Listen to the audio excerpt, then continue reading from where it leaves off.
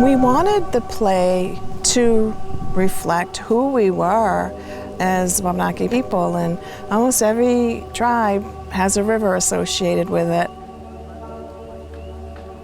We considered the river as another character in the play. We decided if we're telling a story about the land, that we're going to start from the very, very beginning. Wabanakis, people of the dawn, and so we decided to begin our play with the dawn of the land and then go from there.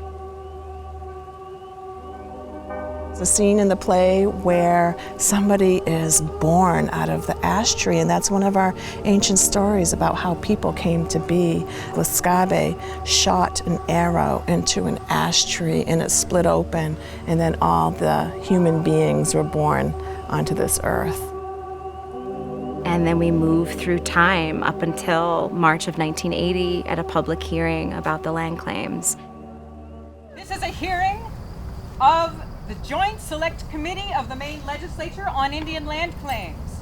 It's our land! You're not taking it anymore! And I love that we're reading actual testimony from tribal people from the hearing in Augusta. If this goes through, this will be the precedent. Never had anything. They've had a hard time getting jobs because of the color of their skin. I was just out of high school when all that started happening. It's kind of what this is about, how that took place. Becoming a new municipality is progress indeed for rural. Wabanaki Reach is a Native-led organization. Its goals are working toward truth, healing, and change here in the Dawnland. And this project began as a truth-telling project, so it was an extension of some of our previous work that we did. And then we started thinking, well, what are we going to do with all this information that we've gleaned? And that's where the idea came for theater. I am the artistic director of Threadbare Theater Workshop. Threadbare makes community-based theater in rural places with local people. And I'm also the project coordinator for Wabanaki Reach's truth-telling initiative, Beyond the Claim, Stories from the Land and the Heart. And Wabanaki Reach has its own history of making theater, and Threadbare has its mission of making community-based work and inviting community members to be crucial collaborators on making something. And so that just really aligned beautifully.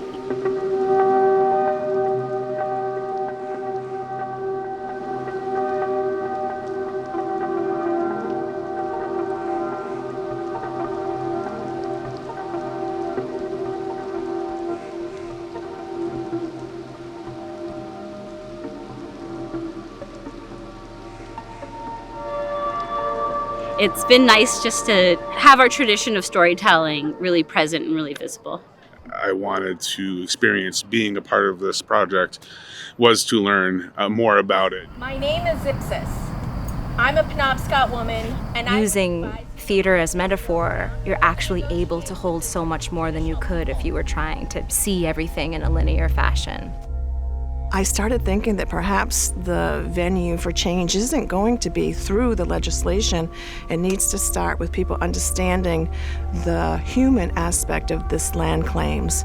We are looking to move the conversation of the land claims from the head to the heart. Benadamawe Isus, womb of laying eggs of owls and eagles. When it's simply breaking it down to people sharing stories, then people listen with their heart centers, and we can acknowledge our shared humanity and come at these land claims limitations perhaps in a different way into the future.